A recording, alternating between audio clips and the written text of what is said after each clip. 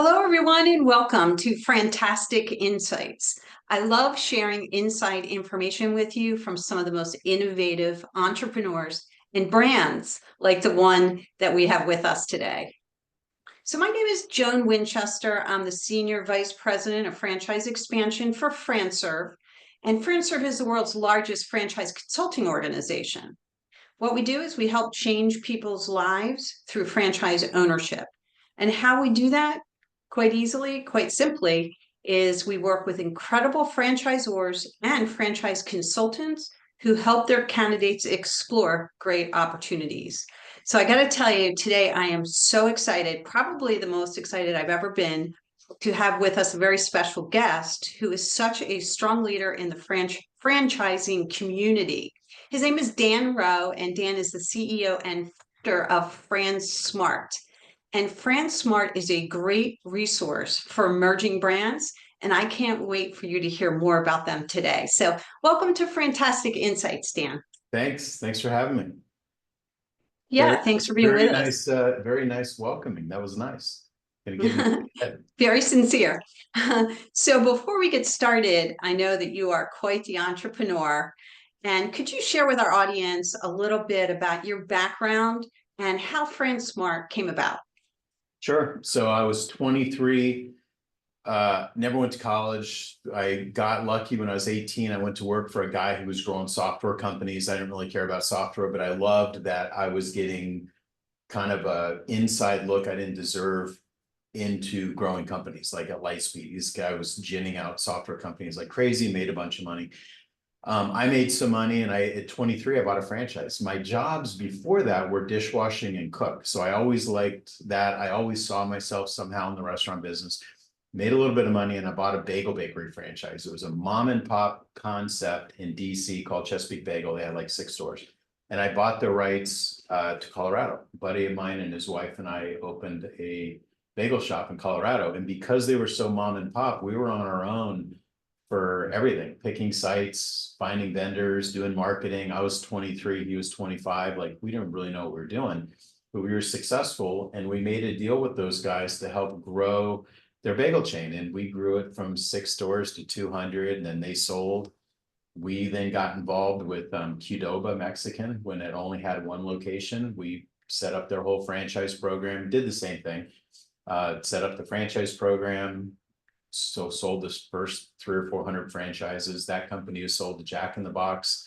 Did it with Five Guys. I found Five Guys when they just had 4 locations. Sold their first 400 or 500 franchises. Got them up to about 100. And we just do that over and over and over again. And then in COVID, we took on non-food. So we actually took on Paymore that we listed with you guys.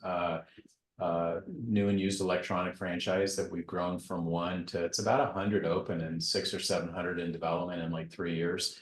Big part because you guys. And then we did now Glow, our second brand with you guys, our second brand. But yeah, we specialize in early stage emerging. We want to find the next big thing as early as we can. Everything that the brand needs, we have. Strategy, buying power, capital, real estate, like everything a young brand has. We can help fortify it so that it's a successful chain. So we like getting in early.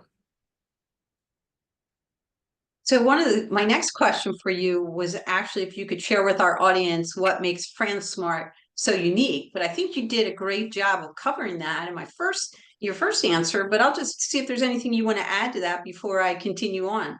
Yeah, so we know how to make franchises successful. Our feeling is like we want to get wealthy helping people get wealthy, and we feel like that's the only way franchising works. Is if your franchisees aren't successful, franchisors won't be successful, we won't be successful. So we become very, very good at the things that it takes to make franchisees and franchisors successful. So you think about it, we've had over a dozen times we've taken brands from nowhere to over 100 units. So we just know how to do that. One of the ways that we're good at figuring out how to drive sales and lowering costs, and just everything it takes for a franchisee to be successful. We just know how to do it because I was a franchisee. I was a multi-unit franchisee. And so, I think one of the things that like last year we sold 600 and something franchises. 200 and something were from people buying more territory or existing franchisees referring people. So it's like the net result of what we do makes people want to be bigger franchisees. Like they get more confident, they see the success and they want to get more, or they refer other people to us. So, I mean, I think the biggest thing that separates us is probably just experience. Like we just know how to take a young brand, make it successful, and then help franchisees become so successful that they want to open up more stores. Because if they don't want to, they're not going to sign the lease and pay the fees and all that stuff. So we've just become really good at that. Yeah, that's a great answer. So, Dan, can you tell us a little bit more? Maybe just take a minute and tell us about Swing Bays, Pay More, and Glow 30. Yeah. I'll go in order that we listed with you guys. So Paymore was a 1 unit. It was buy, sell, trade, new and used electronics, looked like a pawn shop, and they weren't able to franchise it. They paid a lawyer to do the franchising docs, but they just weren't able to get traction. But the owner is like a genius. He's like a genius, and he had this idea. I said, looks like a pawn shop because we don't pawn, we do blah, blah, blah, blah. And he goes, and my vision is for it to look more like a Verizon Wireless or you break, I fix kind of a thing. So we literally just repositioned the whole brand to look like that. And now that brand is on, I mean, it's on fire, but it's buy, sell, trade, new and used electronics. So like 1,500 feet, very low CapEx, very, very high volume and profit. And that's one of the ones where I think we have 20 or 25 franchisees. Almost everybody came back and bought more territory, including one I used as an example at our conference that we spoke about in Florida. Is you guys gave us a lead of somebody that was a multi-unit franchisee by the brands. He signs up initially for 5 Paymores, and then that guy wound up coming back buying, I think 3 states. I think 3 more states, like after he signed up. Second one we listed with you guys was Glow 30. It's a skincare brand. So because Paymore started to grow like crazy, a broker reached out and said, hey, I see you're growing non-food brands. Would you take a look at my skincare brand? I said, I don't know anything about skincare. I've never had a facial. I didn't really get it. I said, but send me the numbers. And the numbers were ridiculous. Like the item 19 was like almost 100% ROI. And so I took it on. And so that brand we listed with you guys. We've done a bunch of deals with you guys. And but that's another one I took them 10 years, I think, to get to 3 locations. Now they're at 20 something open, almost 200 in development. And you guys were a big part of that. And then we most recently listed Swing Bay with you. So, well, back to Glow. Glow is a 1,200 foot. It's a place you go get facials. Every month it's a different curated facial. Like every month it changes. So in October, when Starbucks is doing the pumpkin latte, whatever they do, we do a pumpkin spice facial, right? And so like in July, it was like limoncello. I love Italy. And so every month it's a different curated facial. So members actually want to go every month to get the new facial. It's their 1 hour a month where they get to treat themselves well. And then certain number of customers will opt in for like Botox or laser or something like that. Wildly successful. So successful, I'm actually a franchisee too. So I invested in one of those. And then Swing Bay, which I'm also going to be a franchisee of. Swing Bay, we listed with you guys. Jack Johnson said, you guys should list that with us. We think it'll go well. And so far it's been really, really good feedback. But that's a 6,000 foot. What's different about Swing Bay is he's all about helping you golf better, longer. So it's not just one of these places where you go and hit balls against the screen. It's really about golf instruction and golf fitness. And so he wants you to play better golf longer. It's got a lot more sticky. It's a membership model, highly profitable. So for anyone that's really loves the golf, passionate about golf, and really like loves golf so much that they want to see their friends enjoy it and they want to help people get better, like it's the perfect business. And the ROI is fantastic. His item 19 is incredible. Like it's a very profitable model. And then already we got a bunch of territory checks from FranServe. One of them was with one of your consultants who wound up becoming a franchisee. So there's actually a FranServe consultant that owns the franchise for Raleigh Durham Metro, who just signed up. So I'm excited to get going with Phil and Nancy. Great. It's a great story. So I know there are different brands with different models, but can you just share with our audience a little bit about the qualities that you look for in a franchise owner? And if you want to talk about one brand or all brand or each brand, feel free. Yeah, so we specialize in selling big multi-unit deals. We don't really like doing onesie twosie mom and pops. We're not really looking for someone trying to buy a job. We will take a small franchisee if they otherwise were someone that we would hire or I would invest in, we would sell a small deal, but then we'll help them get the capital and we'll help them get the strategy to grow into multi-units. But we specialize in big multi-unit deals, 3, 5, 10, 20. So we sold the entire state of Canada last year, all of UK last year for another brand. So we specialize in big brands. So what I look for is franchisees that want to build franchise companies. And again, I don't care if they've only got enough money to do 3 or 5 or 10. Once they sign up, we show them, because the brands, one thing I look for the brands have to have such a good ROI, franchisees will want to open up more. So for us, the model is all about compounding. You open any of our brands, Glow, Swing Bay, you open 1, then 2. By the time you open up 3, you're funding most of it from the first 2. By the time you've got 3 open, those 3 can self-fund unit 4, number 5. Those 5 can self-fund 6 and 7, and on and on and on. Whenever we sign up a franchisee, the conversations we're having with the franchisees are about the franchise company we want them to sell. Right? So totally different than how most people talk to franchisees. They sell a 10-pack and just focus on getting the person open in their first unit. And we don't. Whatever they sign up for, we're talking about a company that they want to sell someday in 7 or 10 years. And it totally changes the relationship. It changes the way that they think about every check that they write is not a cost, but it's an investment in a bigger company, an investment in a more successful company. And so we really want people that want to build companies. We want people that are already, like, I don't like first-time franchisees or people that have been independent business people as much, because, you know, the decision to be self-employed is it's a weird thing. To be self-employed is weird. To be self-employed with someone who is following someone else's system is even weirder, right? You took in all the risk, but I got to do what you're telling me to do. And then after they've opened 1 or 2 units and they realize it's not an ATM and they're digging the business and they're starting to grow, and especially if they've expanded into another brand, like that person that I mentioned for Paymore that you guys brought us, that guy had Crumble and a couple of other brands. That guy already decided to be self-employed, following someone else's system. And after he built one, he kept building more and more, then another brand. That's our ideal target. And if it's not someone like that, it's someone who wants to be like that, because I can help him get there. That's awesome. Love your approach. It's very authentic. So Dan, can you talk a little bit about the timeline to open a Glow, a Swing Base, and a Paymore?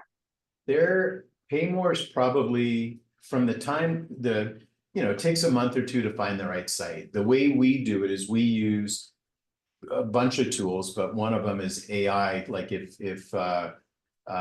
like with Glow, let's just say. So Glow in a market, when people aren't going to Glow, they're going to Orange Theory or Massage Envy or European Wax or something like that. We lay out the entire market. I also want to know where those people are doing well, like where the best Orange Theory is, where the best European Wax is. And so we help franchisees understand what the penetration plan, so that they're not just picking a site because it's available. They got to pick the right site in the right market. So that's the part that takes the most, is like being patient, finding that home run pitch, right? Finding that home run first location. From the time that you sign the lease, it's 2 to 3 months to open. That's it. So they're open pretty quick. All 3 of those brands are very low labor models. Like everybody that works at Glow actually went to school to do that. There's, a store that nets out 500-600 grand a year in profit, only has 5 employees per shift. Swing Bay has 2 employees, everyone else is contractor. Paymore, same thing. Paymore's, it sort of reminds me of like the Apple store. When you go to the Apple store, those kids look like they worked there even when they were off the clock. That's the same thing that happens at Paymores. Those people are kind of techie, nerdy, geeky. They love being there. And so it's very easy to run. And then what that helps with is it helps you get the business to stabilize quickly with the staff that knows what they're doing so that you can then focus on number 2 and number 3 and number 4. While the franchisees are focused on getting their first stores open, we're already starting to dish up their next site and their next site and their next site. And they get so comfortable that we help them find really good sites and access to capital and access to people. We have a hack for everything. You want help building your team, you want to help membership marketing, we have a hack for every one of those things. And so as the franchisees, they as soon as they're ready, they're not starting the project over from zero. They're already on second base. We already got your site set up, or we got a couple sites for you to choose from. You already feel comfortable about your contractor, your marketing company, your staffing solution, your access to capital, like all that stuff. We try to help keep all those things moving, and it helps us open stores faster, right? Wow, thank you for the in-depth explanation on that. It's actually amazing, your success and what you've done, and still being very authentic and humble to boot. So thanks, Dan. Thanks for being with us today. And at FranServe, we love franchising. I mean, we actually trademark franchising as our superpower, right? Our tagline. I mean, what could be more rewarding? And I see the passion in your eyes as well, than helping people live their lives through becoming entrepreneurs and business owners with franchising. I mean, many people think about it, right? Being their own boss, but franchising actually makes it a reality. So can you tell our audience just real quick the lifestyle of a Glow or a Swing Base or Pay More franchisee? What do you mean the lifestyle? Are they showing up every day? Is it an owner operator? Are they in a semi-absentee position? Are they executive business model? Yep, got it. So it's because we only do multi-unit franchises, all of these brands, when they open with a multi-unit team. So because the idea is if you like a 1-inch water hose will only get so much water through it. If you want to do more volume and have better experience and all, you need a bigger hose, right? So we have our franchisees that sign up for 10 Paymores or 10 Glows or whatever. Their staff is not just the skeleton staff that runs the store. They've also got the macro staff, like their multi-unit staff, their nurse injectors or whatever. So we field the whole thing. So the owners are, I'd say that they're involved hands-on owners, but they're not operators. So they're not actually the ones running shifts, but they're involved. Like they want, like I think that the idea of a totally passive business, like buying a franchise is an ATM machine, I don't believe that. Like I think that you really need to be aware it's your business, right? And hopefully if it goes well, it's going to turn into generational wealth. It's worth paying attention to, but really the trick is getting the right people in the right places, following the right systems. And you have to have redundancy, because anytime you open up a business, not everyone that goes to headquarter training is going to be there in 6 months. So we factor all that into our modeling. So like we know that there's restaurants have even more turnover. So whenever we sell a multi-unit market, they're opening with a multi-unit team, and we've already thought through turnover and redundancy and all those other needs, still in the way to keep, like, our restaurants, our franchises wind up opening way busier than normal because they staff extra, right? So it's like you don't have to think about it like, oh, well, it costs more money. It's like, no, you make more money. You make more money because, you like customers will come back more often and tell more people. Like if you spend all this money marketing to get someone to come to your franchise, and if the people have a bad experience, they're not coming back. Most profitable customers are repeat customers. So all of our operations, all of our marketing, all of our training is to get repeat customers coming, because that's where all the money's at. So, but that's it. The long answer to your thing about the owners is it's not totally, it's never your job. It's never your full-time job, but it is your full-time business. You're involved in the business, and we're showing you how to do it in a very hands-on way, but you're doing it with us arm in arm, so that when we leave, you're still running this machine. Thanks, Dan. Thanks for that great answer. And thanks again for being with us for this FranTastic insight. We so appreciate your partnership, and just any last thoughts for our audience before we wrap up today? No, I mean, except, you know, if you talk to Jack and Jill Johnson, talk to Brian Beers, talk to Phil and Nancy, they'll tell you, if you give us a qualified lead, not only are they gonna close, they're gonna buy more, you're gonna make more commission. They're gonna give you good references because we really take care of these people. Like, we don't stop like most FSOs. We don't stop when the deal's signed. That's just when we get started. So. give Great. us I love like- that explanation. Yeah. Thanks again, Dan. Thanks for being with us. And Yeah, we'll look forward to pleasure. seeing you soon. See you soon.